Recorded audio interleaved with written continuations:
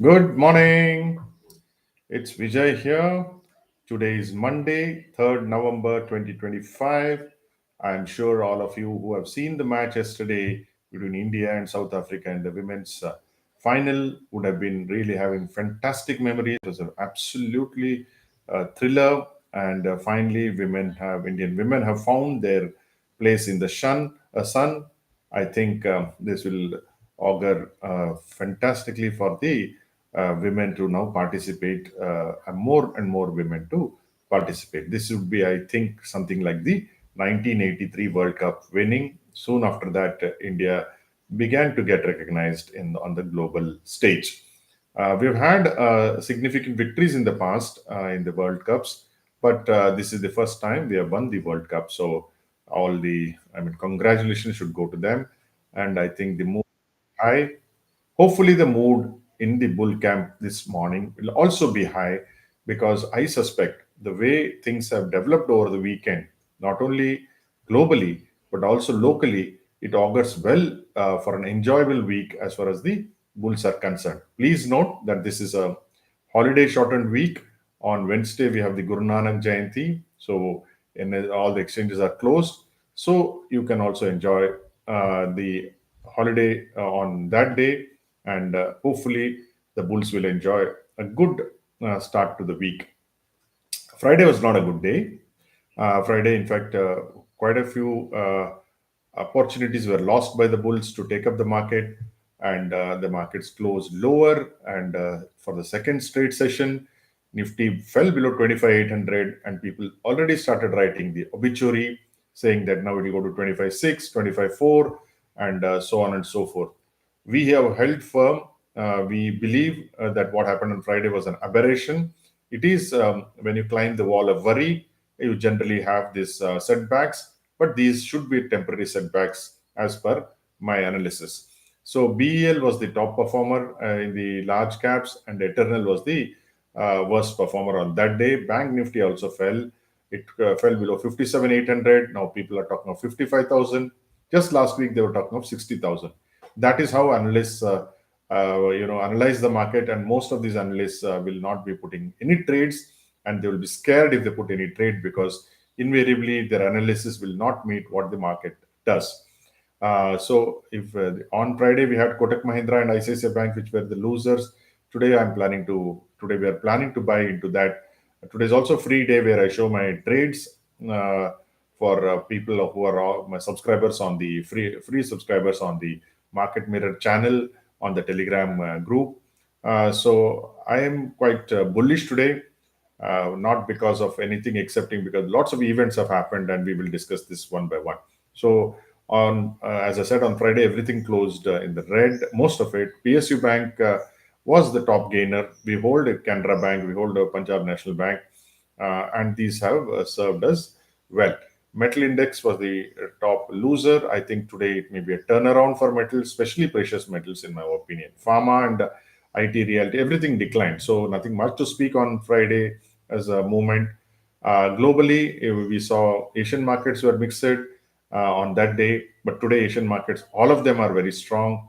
Europe had come down on Friday, but today I think it will be a different game. Even US was very volatile, but it closed in the positive. Today, the US futures indicate that things will get only better. So on Friday, Nasdaq was helped by Amazon surge of about 9%, close to 10%.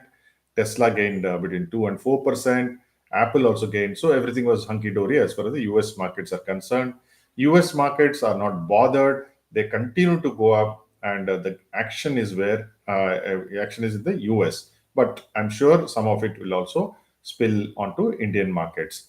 FIs sold, so that was a negative thing for India. But the FIs continue to hold significant short positions in the Nifty future. So that is a saving grace for the bulls.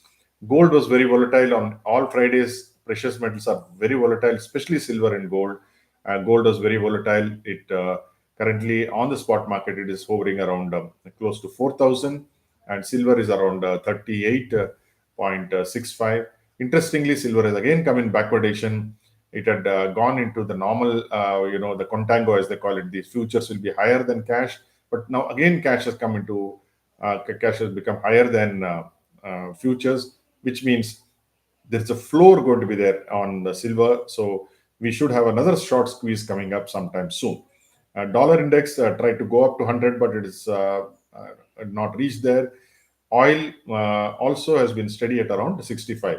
OPEC decided that they will increase output this month, but they will decrease it from January onwards. So there is a tug of war between the bulls and the bears. So one of the big reasons why today market should go up will be led by autos. Spectacular results in October, and Tata Motors did very well. Tata Motors is very neglected. It's looking very interesting. I'm wondering whether to buy it for the swing trade. M&M did well. Oil-related stocks are doing well. BPCL came with reasonably good results, and we hold BPCL. We hold IOC also. Maruti Suzuki, of course, came up with very, very good results. Other than auto stocks, if you can look at,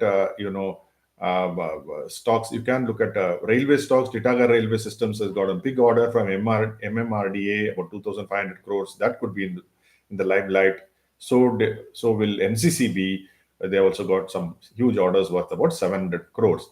Dredging Corporation, not much talked about, is also got a 4,000 crore modernization plan has been announced. So that should also augur well for a long-term bull on Dredging Corporation. Cochin Shipyard also has got some, they're building electric tugs in India with the help of a company in Denmark. Zentech has got also another big order, so that also should do well. And what else? There's many companies which are going to do well today. It looks like Lemon Trees has launched. Lemon Trees expanding. They launched a new 50-room hotel in Bihar.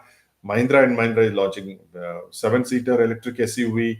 Gujarat Gas, not Gujarat Gas, Glenmark has completed the transfer of its consumer care business, so that may also be in the limelight.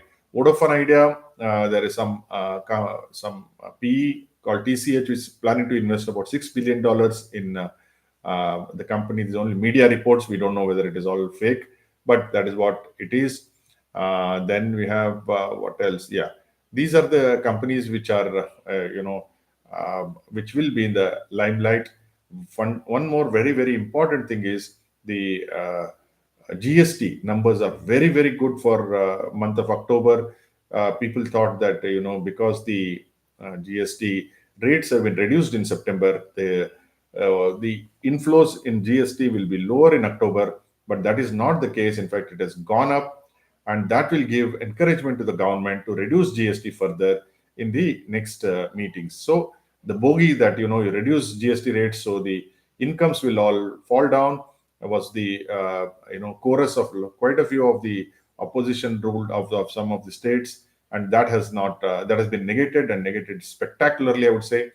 So low GST rates, high GST collections. This is a normal condition. Normally, when you have low taxation, you will get higher collection of taxation in terms of numbers.